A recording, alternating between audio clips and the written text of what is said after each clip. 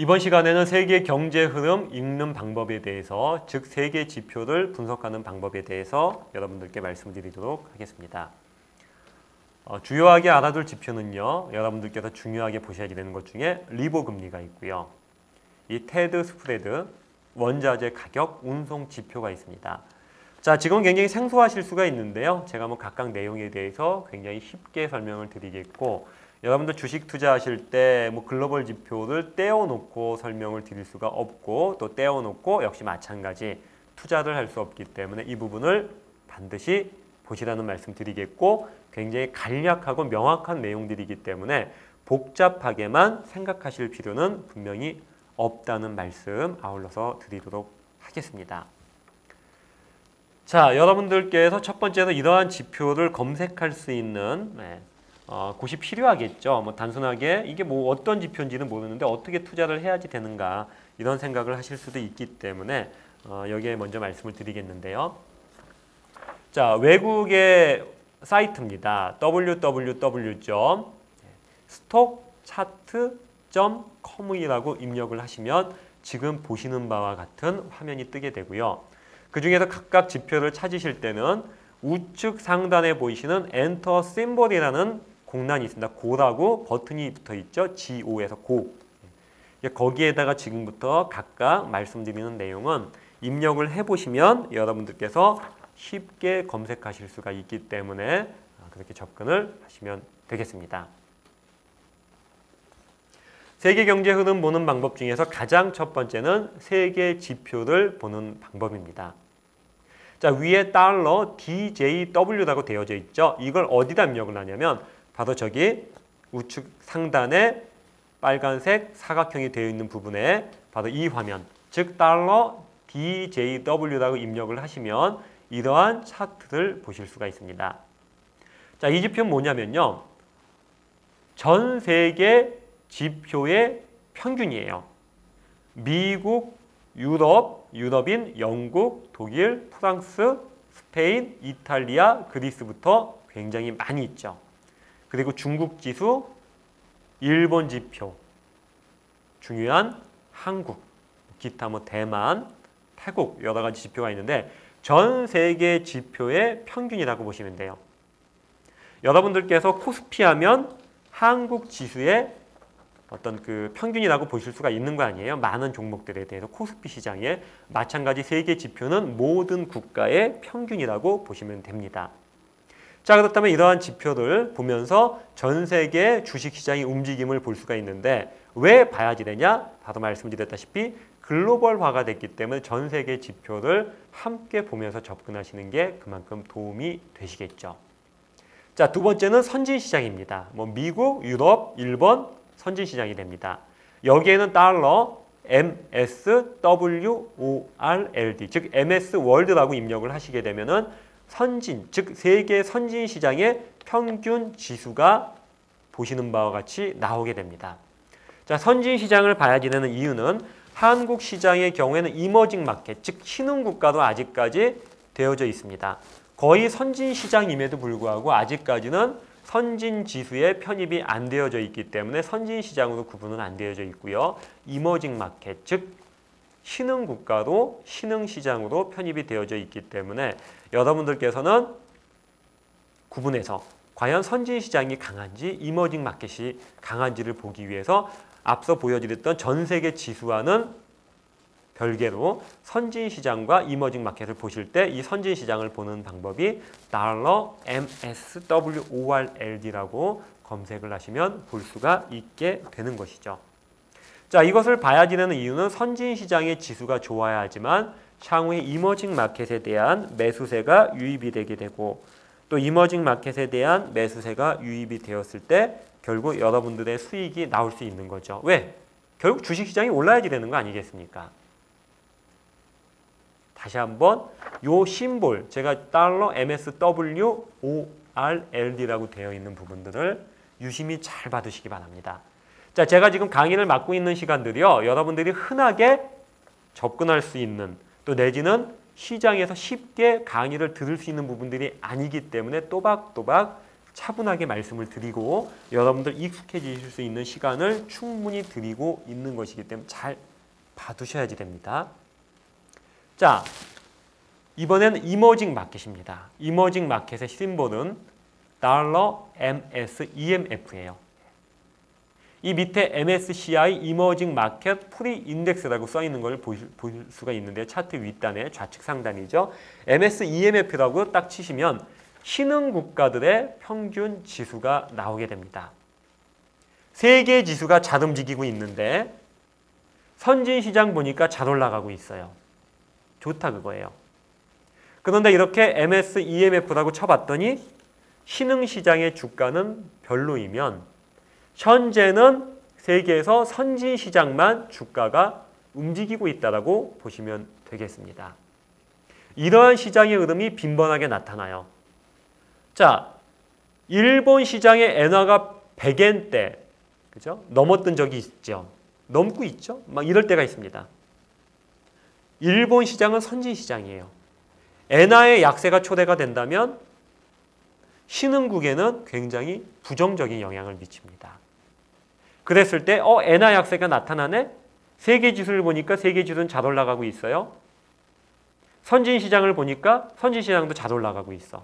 일본을 보니까 일본도 잘 올라가. 한국을 보니까 잘 안 올라가. 중국 시장을 봐도 잘 안 올라가요. 아, 현재 이머징 마켓만 못 올라가고 있구나. 를 알 수가 있죠. 세계 지수가 잘 올라가요. 선진 시장 보니까 잘 올라가고 있습니다. 이머징 마켓 보니까 역시 잘 올라가고 있어요. 아, 전 세계가 모두 잘 올라가고 있구나.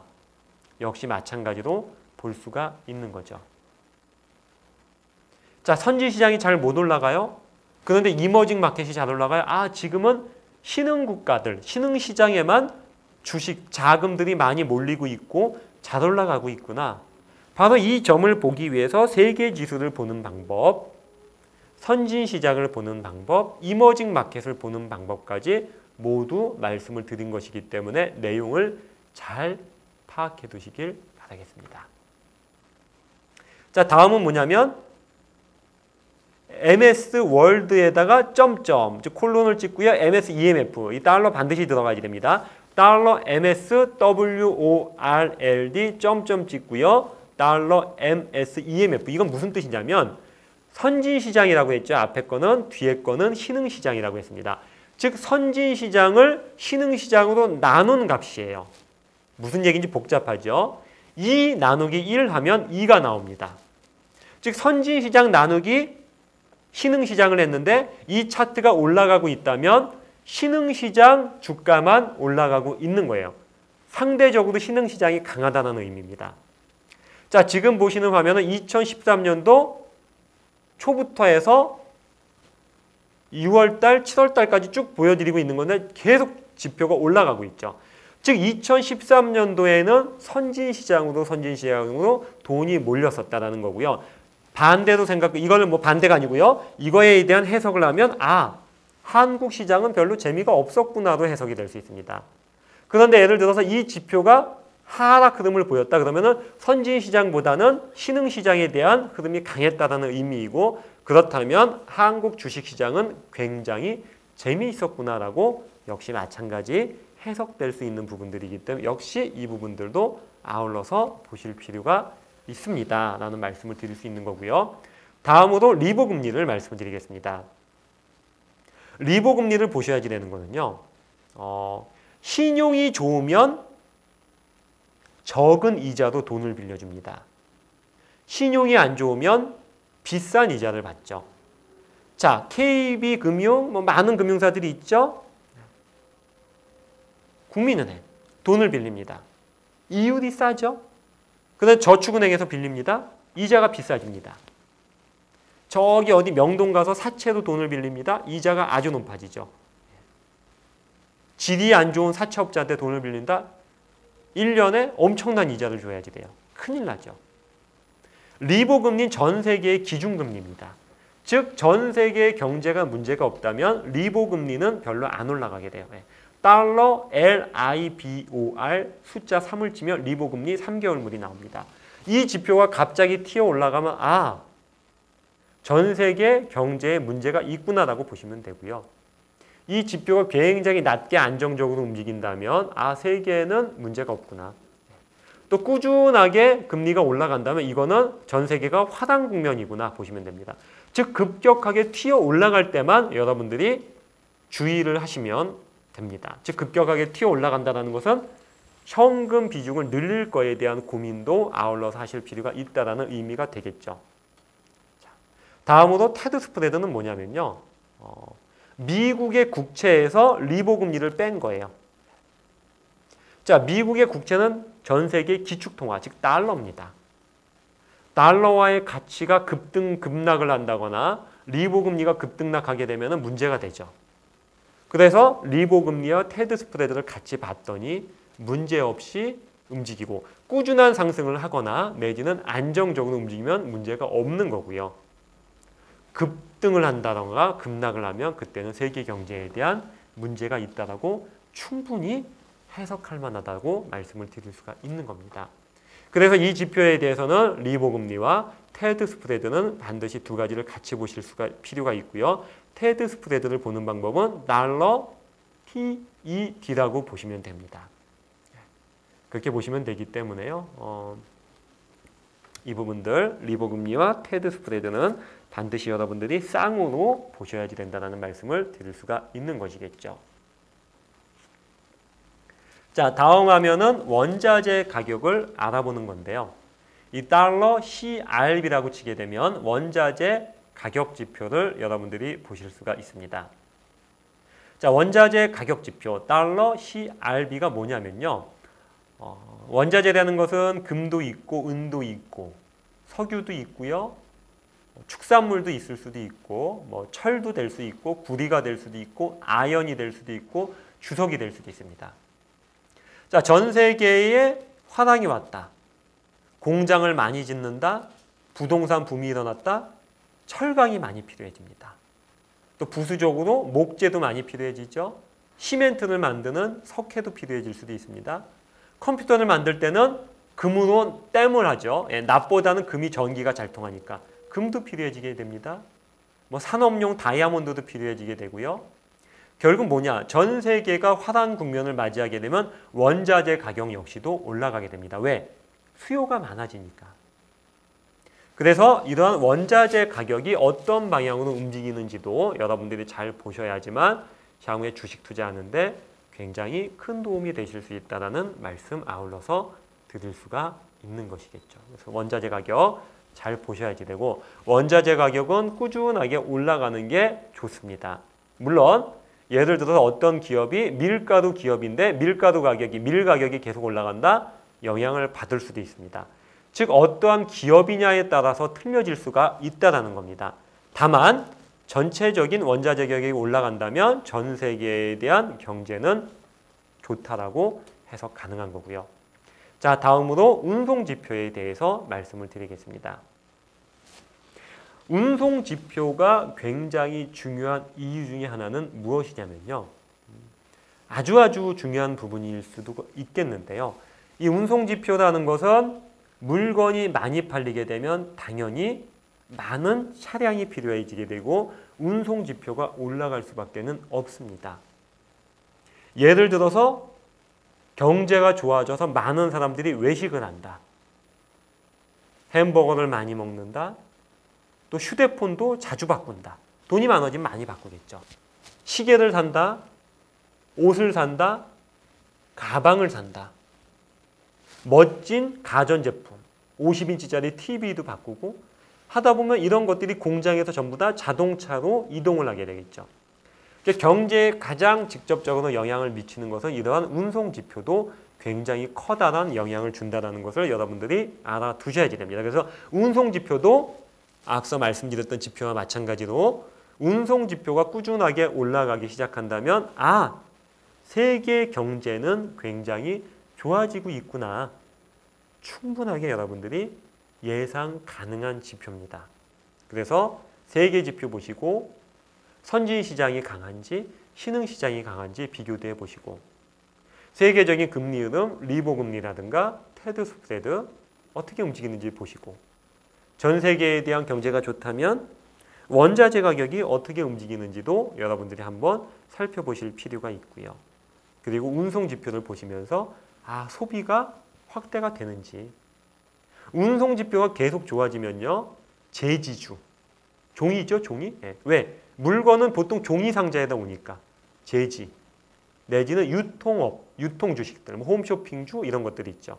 쇼핑주, 백화점 관련주 이런 종목들이 좋아집니다.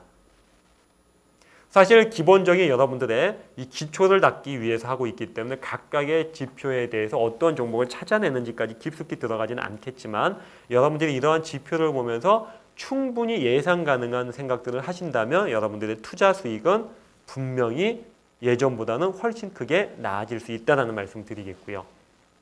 자, 이 1단원에서의 마지막 내용인데요. 바로 국내 시장 시황 분석 방법을 말씀을 드립니다. 사실 국내 시장 시황에 대한 분석 방법들은요. 너무 많은 분들께서 너무나 큰 비중을 가지고 아이디어를 삼고 투자를 하시지만 생각보다 투자 비중을 너무 크게 가지고 가실 필요는 없다는 말씀을 드리고 싶습니다. 왜 이러한 말씀을 드리냐면 사실은 그래요. 이 환율이 어떻게 되었다? 중요합니다. 시장에서 기관과 외국인이 샀다 팔았다 중요하죠. 하지만 그때 시점마다 그걸 보면서 내가 투자를 해야지 말아야지를 생각할 때는 굉장한 오류를 저지르게 됩니다. 왜? 하루 이틀 만에 매일매일 바뀌기 때문에. 오전에 외국인 기관들이 많이 사다가 갑자기 오후에 팔 수도 있는 거죠. 즉 투자하는데 여러분들의 접근을 하시는 데 있어서는 굉장히 쉽지 않은 접근 방법이 되기 때문에 여기에서는 상당한 주의를 하실 필요가 있다는 말씀 드릴 수 있습니다. 이거를 감안하시고 간략하게만 보시기 바랍니다. 자, 환율이 올라간다. 1,100원이었던 게 1,150원, 1,200원씩 올라간다. 당연히 수출주가 좋아집니다. 환율이 하락을 한다. 1,100원에서 1,090원, 1,080원, 1,070원 계속 떨어진다. 당연히 수입주가 좋아집니다. 내지는 내수주가. 그렇기 때문에 환율에 대한 부분이 올라갈 때는 수출주, 내려갈 때는 내수주가 좋아진다는 건 간단하게 보실 필요가 있고요. 자, 우리나라의 전체적인 특성상 수출 위주의 경제를 가지고 있기 때문에 환율이 올라가는 게 그래도 좋다. 이렇게 말씀을 드릴 수 있고요. 또 다음으로 개인 매수 매도. 개인이 매수하는 시장은 별로 안 좋습니다. 그날 개인이 거래소 시장에서 매수하고 있고 외국인과 기관은 팔고 있다. 코스피가 좋지 않습니다. 자, 코스닥 시장에서 개인 투자자들이 순매수하고 있다. 별로 좋지가 않아요. 그렇기 때문에 개인이 매수하는 코스피가 되었든 코스닥이 되었든 매수를 하는 시장은 그날 약세인 경우가 일반적으로 많습니다. 물론 개인 투자자가 급격하게 크게 매수를 한다면 그 시장은 좋아질 수 있겠지만 그런 경우는 드물고 오히려 약세인 경우들이 굉장히 많기 때문에 여러분들이 투자 접근을 하실 때 바로 여기에서도 어느 정도의 주의를 하시고 가시는 게 분명히 맞다는 말씀을 드릴 수가 있겠죠. 그래서 국내 시장에 대한 부분들은요. 이 정도만 보시고 간략하게 보셨을 때 충분히 좋기 때문에 너무 커다란 부분들을 보시기보다는 간단한 부분 보시고 오히려 앞단에 말씀드렸던 글로벌 지표에 대한 분석들을 전체적으로 해나가는 부분들을 여러분들이 해두실 때 굉장히 좋은 수익이 나올 수 있다는 말씀을 드리도록 하겠습니다. 자, 지금까지 기본적 분석에 대한 전체적인 부분들을 살펴보았는데요. 자, 어떠신지 모르겠습니다. 기본적 분석. 보통 쉽게 접근할 수 있는 부분이 아닌 줄로만 알았었는데 이 보시는 바와 같이 기본적 분석 자체가 내가 일상을 살면서 돈을 얼만큼을 넣어서 얼만큼의 마진을 남기는지에 대한 기본적인 내용이었기 때문에 여러분들이 이 부분을 이 주식 투자하시는 데 있어서도 충분히 적용하실 수 있다는 생각을 하고 있고요. 또한 어떤 주식만 본다라고 해서 되는 게 아니라는 것도 여러분들이 알게 되셨을 겁니다. 자, 2008년도 서브프라임이 왔죠. 그러면서 리먼 브라더스 사태가 있을 때만 하더라도 금리가 치솟게 되고 유가 역시도 마찬가지였고 전체적인 환율에 대한 부분들이 갈피를 못 잡는 흐름들을 보여왔다라는 거죠. 이 주식시장이라는 것은 어떠한 어려움이나 어떠한 글로벌 적인 악재가 크게 노출될 수 있다라고 보셔야지 되고, 그러한 주기적인 부분들이 보통 4년에서 5년에 한 번씩은 온다라고 보셔야지 됩니다. 또 마찬가지로 악재만 있느냐, 그러한 문제가 크게 대공황 상태가 온다라고 했을 때에도 역시 그러한 부분들은 경제적인 관점에서 다시금 회복세를 나타내게 되고, 큰 위기가 불어닥쳤을 때 좋은 기업들을 기본적 분석을 통해서 살펴보고 찾아보고 투자를 하고, 또한 경제적인 전체적인 세계적인 글로벌 지표들을 여러분들이 보셨을 때 충분히 높은 수익을 올릴 수가 있게 되기 때문에 이 세계 경제 흐름에 대해서도 역시 마찬가지로 살펴보았습니다. 그리고 마지막에 간단하게 보았던 부분들, 많은 사람들은 대체적으로 비중을 잘못 두고 있습니다. 주식을 투자를 하실 때 가장 중요한 부분들이 기본적 분석에 있을 때 재무제표에 가장 큰 비중을 두시고요. 두 번째가 글로벌 지표에 대한 비중을 두시고, 마지막이 국내 시황에 대한 비중을 두셔야지만 됨에도 불구하고 반대가 된 경우들이 굉장히 많이 있습니다. 즉 매일과 같이 외국인과 기관 투자자들이 선물과 옵션에서 어떤 포지션을 잡고 있는지에 대해서 매일같이 보시는 부분들이나 내지는 현재 투자 매매 동향에서 과연 현물 시장에서 외국인과 기관들이 얼마큼을 샀는지를 우선적으로 보시는 경향들이 큰데요. 왜 제가 마지막에 국내 시황에 대해서, 그것도 아주 깊은 부분보다는 전체적인 간략한 맥락에서 살펴보았냐면, 그만큼 국내 시황에 대한 부분들은 참고적인 관점에서만 접근을 하셔야지 직접 여러분들이 주식 투자 내지는 종목을 선정을 하는 데 있어서 기준점이 되시면 안 된다는 말씀을 드리고자 했던 것입니다. 그렇기 때문에 여러분들께서는 첫 번째인 재무제표에 대한 비중을 가장 크게 두시고 그 부분들을 적용을 해서 종목을 찾기를 바라겠고요.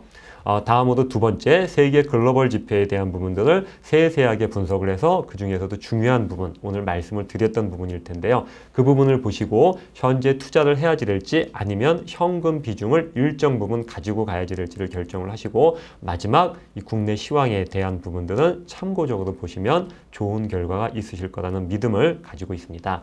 자, 아무쪼록 기본적 분석에 대한 가장 큰 단원 1번을 마쳤는데요. 여러분들께 무한한 성공 투자가 되시길 바라겠습니다.